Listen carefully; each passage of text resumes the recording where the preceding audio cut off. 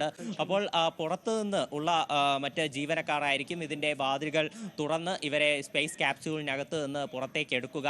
അതിൻ്റെ പ്രക്രിയകൾ, അതിൻ്റെ സേഫ്റ്റി ചെക്കപ്പ് ഉൾപ്പെടെയുള്ള കാര്യങ്ങളാണ് നിലവിൽ നടന്നുകൊണ്ടിരിക്കുന്നത്. ഇപ്പോൾ ഈ സ്പീഡ് ബോട്ടുകൾ അതിൻ്റെ അടുത്തെത്തിയത് നമുക്ക് കാണാൻ സാധിക്കും. ഉടൻ തന്നെ ഈ പേടകത്തെ ഈ ബോട്ടിനകത്തേക്ക് ക്രെയിൻ മാർഗം ബോട്ടിനകത്തേക്ക് കയറ്റിയതിന് ശേഷം സ്പേസ് ക്യാപ്സ്യൂളിന് ഉള്ളിൽ നിന്ന് ഇവരെ പുറത്തേക്ക് എടുക്കുന്നത് നമുക്ക് കാണാൻ സാധിക്കും. അതിനുശേഷം ഇവരെ ടെക്സസിലുള്ള ജോൺസൺസ് സ്പേസ് സെന്ററിലേക്ക് കൊണ്ടുപോകും. അവിടെയായിരിക്കും ഇവരുടെ 7 ദിവസത്തെ വിശ്രമ പരിപാടി ഉൾപ്പെടെ നടത്തുക. ഈ ബോട്ടിൽ നിന്ന് ഇവരെ ഹെലികോപ്റ്റർ മാർഗമായിരിക്കും എയർലിഫ്റ്റ് ചെയ്യുന്നത്.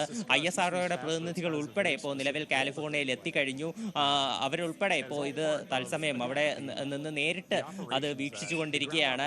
എന്തായാലും ഇത്രയും ദിവസം 18 ദിവസം ബഹിരാകാശത്ത് നിന്ന്, കൃത്യമായി പറഞ്ഞാൽ 433 മണിക്കൂറുകൾ ബഹിരാകാശത്ത് നിന്ന് വിജയകരമായിട്ടുള്ള പരീക്ഷണങ്ങൾ എല്ലാം നടത്തി വിജയശ്രീലാളിതരായിട്ട് തന്നെയാണ് ഈ സംഘം ഭൂമിയിലേക്ക് വരുന്നത്. 31 രാജ്യങ്ങളുടെ 60 പരീക്ഷണങ്ങൾ ഈ സംഘം നടത്തി. അതിൽ ഇന്ത്യക്ക് നിർണായകമായിട്ടുള്ളത് 7 പരീക്ഷണങ്ങൾ ശുഭാംശു ശുക്ല നടത്തിയിട്ടുണ്ട്. അതിൻ്റെ വിവരങ്ങൾ ഉൾപ്പെടെ ഇനി അവിടെ കാലിഫോർണിയയിലെത്തിയ ISRO പ്രതിനിധികൾക്ക് കൈമാറും. അത് തിരിച്ച് ഇന്ത്യയിലെത്തിയതിനു ശേഷമായിരിക്കും അതിൻ്റെ ഡാറ്റ വിശകലനം ചെയ്യുക.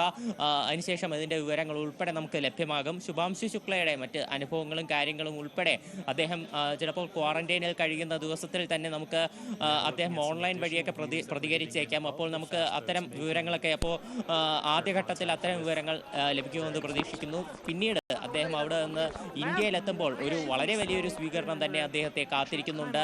ഇപ്പോൾ തന്നെ ഇന്ത്യയിൽ ആഘോഷങ്ങൾ തുടങ്ങിക്കഴിഞ്ഞു. അദ്ദേഹത്തിൻ്റെ മാതാപിതാക്കളെല്ലാം വളരെയധികം സന്തോഷത്തോടെ മകൻ്റെ ഈ വിജയം അത് വീക്ഷിക്കുന്നതെല്ലാം നമ്മൾ കണ്ടു കഴിഞ്ഞു. അദ്ദേഹത്തിൻ്റെ വീടിൻ്റെയും അതുപോലെ തന്നെ നാട്ടിലെയും ദൃശ്യങ്ങളെല്ലാം ഇന്ന് രാവിലെ പുറത്തു വന്നിരുന്നു. അദ്ദേഹത്തിൻ്റെ വീട്, അദ്ദേഹത്തിൻ്റെ മുഖമുള്ള, അദ്ദേഹത്തിൻ്റെ ചിത്രങ്ങളുള്ള ഫ്ലെക്സുകൾ വെച്ച്, അതുപോലെ തന്നെ ഇന്ത്യൻ ദേശീയ പതാകകൾ വെച്ചെല്ലാം അദ്ദേഹത്തിൻ്റെ വീട് അലങ്കരിച്ചിട്ടുണ്ട്. ഇപ്പോൾ തീർച്ചയായിട്ടും വളരെ വലിയൊരു സ്വീകരണം തന്നെ അദ്ദേഹത്തിന് ഇന്ത്യയിൽ ലഭിച്ചേക്കാം. അത് ഇപ്പോൾ അദ്ദേഹത്തിൻ്റെ ദൗത്യം അത് തീർച്ചയായിട്ടും ഒരു കമ്പാരിറ്റീവ്ലി മറ്റ് രാജ്യങ്ങളുടെ, ഇപ്പോൾ റഷ്യയും അമേരിക്കയും പോലെ ബഹിരാകാശത്ത് വൻ റേസുകൾ നടത്തുന്ന രാജ്യങ്ങളെ സംബന്ധിച്ച് നോക്കുകയാണെങ്കിൽ ഇതൊരു ചെറിയ പടിയായിരിക്കാം. എന്നാൽ ഇന്ത്യയെ സംബന്ധിച്ച് ഇതൊരു വലിയ നേട്ടം തന്നെയാണ്. ഭാവിയിൽ ഉള്ള വലിയ സ്വപ്നങ്ങളിലേക്കുള്ള ഒരു കുതിച്ചുചാട്ടം തന്നെയാണ്. തീർച്ചയായും അജയ് സുധാ ബിജുവാണ് വിവരങ്ങൾ പങ്കുവച്ചത്. അജയ് സൂചിപ്പിച്ചതുപോലെ തന്നെ മാനവരാശിയുടെ ഏറ്റവും തിളക്കമേറിയ ഒരു മുഹൂർത്തത്തിനാണ് നമ്മൾ സാക്ഷ്യം വഹിച്ചിരിക്കുന്നത്. ഇപ്പോൾ നമുക്കൊപ്പം ഡോക്ടർ ലിസി എബ്രഹാം കൂടി തത്സമയം ചേരുകയാണ്. തിരുവനന്തപുരത്ത് LBS കോളേജ് രൂപം നൽകിയ വിമൻ എഞ്ചിനീയർഡ് സാറ്റലൈറ്റിന്റെ പ്രിൻസിപ്പൽ ഇൻവെസ്റ്റിഗേറ്ററാണ്. ഇപ്പോൾ അയർലൻഡ് വോൾട്ടൺ ഇൻസ്റ്റിറ്റ്യൂട്ടിലെ ഗവേഷണ വിഭാഗം മേധാവിയായി പ്രവർത്തിക്കുകയാണ് ഡോക്ടർ ലിസി എബ്രഹാം. സ്വാഗതം ഡോക്ടർ ലിസി എബ്രഹാം ന്യൂസ് 18ലേക്ക്. നമ്മൾ ഇപ്പോൾ സൂചിപ്പിച്ചതുപോലെ തന്നെ ഏറ്റവും മനോഹരമായ ശാസ്ത്രലോകത്തിന്റെ, മാനവരാശിയുടെ ഏറ്റവും തിളക്കമേറിയ ഒരു മുഹൂർത്തത്തിനാണ് നമ്മൾ വളരെ സന്തോഷത്തോടു കൂടി